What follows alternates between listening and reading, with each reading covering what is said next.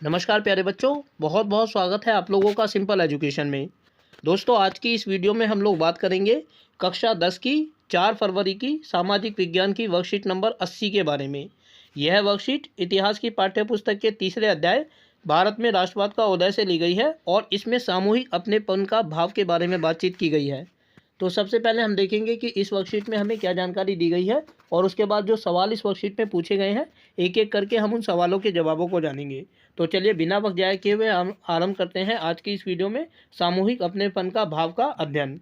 प्रिय विद्यार्थियों, कार्यपत्रक 79 में हमने पढ़ा कि किस प्रकार मातृ छवि के प्रति श्रद्धा को राष्ट्रवाद में आस्था का प्रतीक माना जाने लगा। इस कार्यपत्रक में हम भारत में राष्ट्रवाद के विचार के विकास में भारतीय लोक कथाओं, चिन्हों और प्रतीकों तथा इतिहास के प्रभाव को पढ़ेंगे। भारतीय लोक कथाएं 19वीं शताब्दी के आखिर में राष्ट्रवादियों ने भाटों व चारण द्वारा गाई सुनाई जाने वाली लोक कथाओं को दर्ज करना शुरू किया।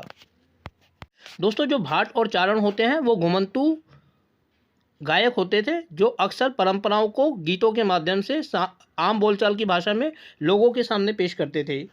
वे लोक गीतों व जनश्रुतियों को इकट्ठा करने के लिए गांव-गांव घूमने लगे। उनका मानना था कि यही कहानियां हमारी उस परंपरागत संस्कृति की सही तस्वीर पेश करती हैं जो बाहरी ताकतों के प्रभाव से भ्रष्ट और दूषित हो चुकी हैं। अपनी राष्ट्रीय पहचान को ढूंढने और अपने अतीत में गौरव का भाव पैदा करने के लिए इस लोक परंपरा को बचाकर रखना जरूरी था।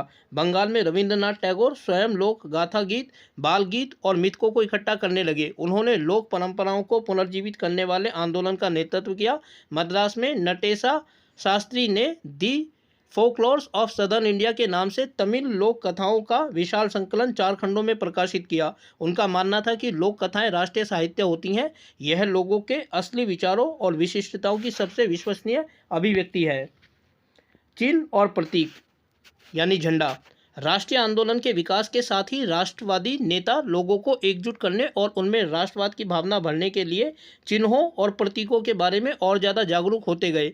बंगाल में स्वदेशी आंदोलन के दौरान एक तिरंगा झंडा जिसमें हरा, पीला और लाल रंग थे तैयार किया गया। इसमें ब्रिटिश भारत के 8 प्रांतों का प्रतिनिधित्व करते कमल के 8 फूलों और हिंदुओं तथा मुसलमानों का प्रतिनिधित्व करता एक अर्धचंद्र दर्शाया गया था। 1921 तक गांधी जी ने भी स्वराज का झंडा तैयार कर लिया था।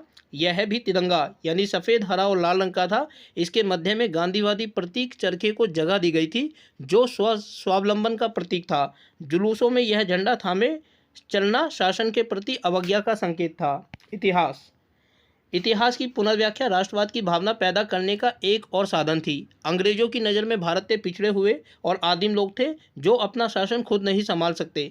इसके जवाब में भारत के लोग अपनी महान उपलब्धियों की खोज में अतीत की ओर देखने लगे। उन्होंने उस गौरवमय प्राचीन युग के बारे में लिखना शुरू कर दिया जब कला और वास्तुशिल्प, विज्ञान और गणित, धर्म और संस्कृति, कानून और दर्शन, हस्तकला और व्यापार फल फूल रहे थे। उनका कहना था कि इस महान युग के बाद पतन का समय आया और भारत को गुलाम बना लिया गया। इस राष्ट्रवादी इतिहास में पाठकों को अतीत में भारत की महानता व उपलब्धियों पर गर्व करने और ब्रिटिश शासन के तहत दुर्दशा से मुक्ति के लिए संघर्ष मार्ग अपनाने का आह्वान किया जाता था। तो प्यारे बच्चों, ये वर्कशीट थी जिसके अंतर्गत हमने अतीत, लोक कथाओं और इतिहास का अध्ययन किया। अब इस वर्कशीट में जो सवाल दिए गए हैं एक एक करके हम उन सवालों के जवाबों को जानेंगे, लेकिन क्योंकि यहाँ स्थान की कमी है इसीलिए अन्यत्र हम जानेंगे कि इन सवालों के जवाबों को हम कैसे लिख सकते हैं।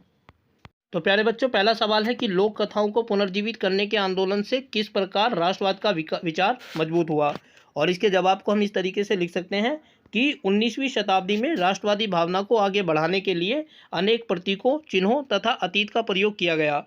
इसी संबंध में लोक कथाओं को भी विशेष महत्व दिया गया। उनका मानना था कि लोक कथाएं राष्ट्रीय साहित्य होती हैं। ये लोगों के असली विचारों और विशिष्टताओं की सबसे विश्वसनीय अभिव्यक्ति हैं। इन लोक कथाओं का प्रयोग देश के लोगों को एकता के सूत्र में बांधने का काम था।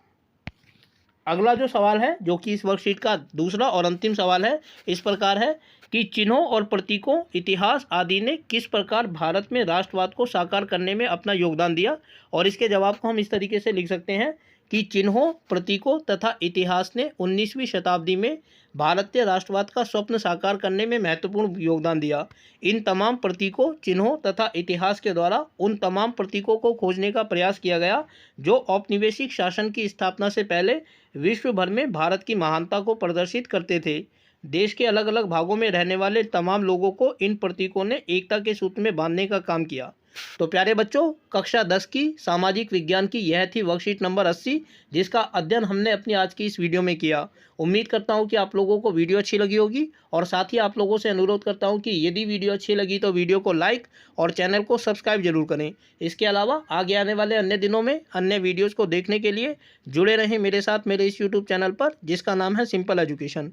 फिलहाल आप लोगों से विदा लेना चाहूँगा। वीडियो को देखने के लिए आपका बहुत बहुत धन्यवाद।